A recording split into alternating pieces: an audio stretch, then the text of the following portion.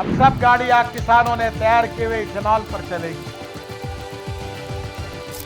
E20 petrol को लेकर देश में बहस अभी थमी भी नहीं है कि अब एथेनॉल को लेकर एक और बड़ी चर्चा शुरू हो गई है। जिस एथेनॉल को आज पेट्रोल में मिलाकर इस्तेमाल किया जा रहा है, वही आने वाले समय में आपकी रसोई तक पहुंच सकता है। अगर सरकार की योजना सफल रही तो भविष्य में खाना पकाने के लिए एलपीजी सिलेंडर के साथ साथ एथेनॉल आधारित चूल्हे भी एक नया विकल्प बन सकते हैं। दरअसल पेट्रोलियम और प्राकृतिक गैस मंत्रालय एक ऐसी नीति पर काम कर रहा है जिसका उद्देश्य एथेनॉल को घरेलू खाना पकाने के ईंधन के रूप में मुख्यधारा में लाना है।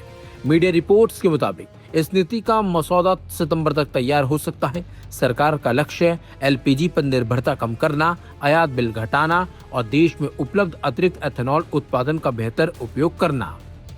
ये घटनाक्रम ऐसे समय में सामने आया जब हाल ही में केंद्र सरकार ने संसद में E20 पेट्रोल को लेकर सफाई देते हुए कहा था कि एथेनॉल मिला ईंधन से वाहनों की परफॉर्मेंस पर कोई व्यापक नकारात्मक असर नहीं पड़ा है। सरकार के मुताबिक देश में 23 करोड़ से ज्यादा वाहन एथेनॉल मिले पेट्रोल का इस्तेमाल कर रहे हैं। अब इसे एथेनॉल के इस्तेमाल का दायरा परिवहन क्षेत्र से बढ़ाकर घरेलू रसोई तक ले जाने की तैयारी की जा रही है। रिपोर्ट्स के मुताबिक सरकार स्वच्छ खाना पकाने के वैकल्पिक ईंधन के तौर पर एथेनॉल आधारित चूल्हों को बढ़ावा देने की संभावनाओं पर विचार कर रही है। अप्रैल में भी ऐसी जानकारी सामने आई थी कि सरकार के निर्देश पर घरेलू उपयोग के लिए एथेनॉल से चलने वाले स्टोव का परीक्षण किया जा रहा है। सूत्रों के मुताबिक इस नई नीति के तहत सरकार सब्सिडी व्यवस्था भी लागू कर सकती है ताकि आम लोगों को एथेनॉल आधारित चूल्हे अपनाने के लिए प्रोत्साहित किया जा सके। हालांकि इस संबंध में अभी तक कोई आधिकारिक घोषणा नहीं की गई है। भारत में एथेनॉल उत्पादन क्षमता तेजी से बढ़ रही है। केयरवेज रेटिंग्स की एक रिपोर्ट के मुताबिक देश की वार्षिक एथेनॉल उत्पादन क्षमता 20 अरब लीटर से अधिक हो चुकी है और चालू वित्त वर्ष में इसमें लगभग 4 अरब लीटर की अतिरिक्त वृद्धि होने की उम्मीद है। वर्तमान में E20 कार्यक्रम के तहत हर साल लगभग 11 अरब लीटर एथेनॉल की खपत होती है, जबकि शराब, दवा और रसायन उद्योग करीब 3 से 3.5 अरब लीटर एथेनॉल का इस्तेमाल करते हैं। इसके बावजूद लगभग 7 अरब लीटर उत्पादन क्षमता का पूरी तरह उपयोग नहीं हो पा रहा है। ऐसे में सरकार के सामने चुनौती ये भी है कि इस अतिरिक्त उत्पादन का उपयोग किस प्रकार किया जा सके।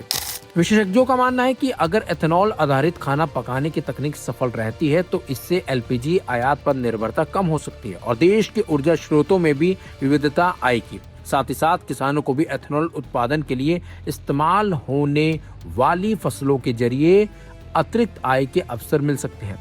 बताया जा रहा है कि तेल विपणन कंपनियां भी इस दिशा में सक्रिय हैं। उन्होंने एथेनॉल से चलने वाले चूल्हों को लेकर रिसर्च और डेवलपमेंट का काम शुरू कर दिया है और इस क्षेत्र में साझेदारी या संभावित अधिग्रहण के विकल्पों पर भी विचार किया जा रहा है। हालांकि स्पष्ट करना जरूरी है कि फिलहाल एथेनॉल को एलपीजी के पूर्ण विकल्प के रूप में लागू करने का कोई आधिकारिक फैसला नहीं हुआ है, लेकिन जिस तरह E20 पेट्रोल ने देश के ईंधन क्षेत्र में बड़ा बदलाव शुरू किया, उसी तरह आने वाले सालों में एथेनॉल भारतीय रसोई का हिस्सा बन सकता है। अगर ऐसा होता है तो यह भारत की ऊर्जा नीति में एक और बड़ा बदलाव साबित होगा।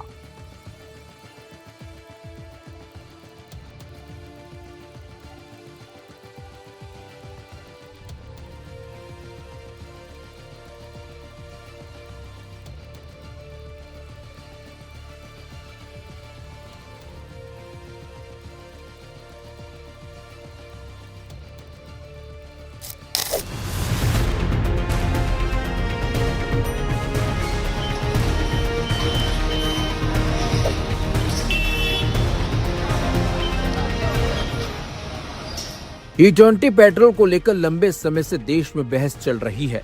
सोशल मीडिया से लेकर ऑटोमोबाइल विशेषज्ञों तक कई लोगों ने सवाल उठाए कि क्या 20% एथेनॉल मिला पेट्रोल से वाहनों के इंजन को नुकसान हो सकता है। खास तौर पर पुरानी गाड़ियों के मालिकों के बीच ये चिंता लगातार बनी रही कि कहीं E20 के इस्तेमाल से इंजन की उम्र कम ना हो जाए। अब केंद्र सरकार ने संसद में इन तमाम आशंकाओं पर अपना विस्तृत पक्ष रख दिया है। संसद के मॉनसून सत्र के पहले दिन राज्यसभा में पेट्रोलियम एवं प्राकृतिक गैस मंत्रालय ने कहा कि E20 पेट्रोल की वजह से वाहनों की परफॉर्मेंस पर किसी व्यापक नकारात्मक प्रभाव के प्रमाण अभी तक नहीं मिले हैं। सरकार ने दावा किया कि देश भर में 23 करोड़ से ज्यादा वाहन पिछले कई सालों से एथेनॉल मिला ईंधन का इस्तेमाल कर रहे हैं और इंजन फेलियर, असामान्य घिसावट या जंग जैसी समस्याओं की कोई पुष्टि और बड़े पैमाने की शिकायत सामने नहीं आई। मंत्रालय के मुताबिक E20 को लेकर मीडिया रिपोर्टों और सोशल मीडिया पर उठे इस सवालों का वैज्ञानिक तरीके से परीक्षण कराया गया। लंबे समय तक प्रयोगशाला जांच, फील्ड ट्रायल और वास्तविक उपयोग के आंकड़ों के आधार पर यह निष्कर्ष निकाला गया कि E20 पेट्रोल वाहनों के लिए सुरक्षित है। सरकार ने बताया कि देश में पिछले 3.5 सालों से E15 प्लस और पिछले 2.5 सालों से E19, E20 ईंधन की आपूर्ति की जा रही है।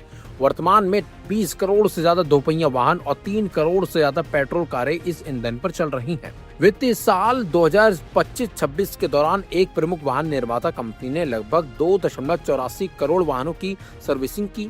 इनमें से करीब 1.5 करोड़ वाहन ऐसे थे जिन्हें मूल रूप से E20 कंपैटिबल नहीं माना जाता था। इसके बावजूद इन वाहनों में E20 के कारण इंजन के पुर्जों को नुकसान, जंग या असामान्य घिसावट का कोई मामला सामने नहीं आया। एक प्रमुख दोपहिया वाहन निर्माता कंपनी ने भी इसी तरह का अनुभव साझा किया है। सबसे बड़ा सवाल पुरानी गाड़ियों को लेकर था। सरकार ने इस पर कहा कि नीति आयोग के तहत गठित अंतर मंत्रालय समिति यानी कि IMC ने इस विषय पर विस्तृत अध्ययन किया। इस अध्ययन में Indian oil automotive research association of India यानी कि ARAI, Indian institute of petroleum यानी कि IIP और SIAM जैसी संस्थानों की रिसर्च को शामिल किया गया। सरकार के मुताबिक वैज्ञानिक परीक्षणों में यह पाया गया कि E20 पेट्रोल का पुरानी गाड़ियों की स्टार्टिंग, ड्राइविंग अनुभव, इंजन के मेटल और प्लास्टिक पार्ट्स या समग्र प्रदर्शन पर कोई महत्वपूर्ण प्रतिकूल प्रभाव नहीं पड़ता।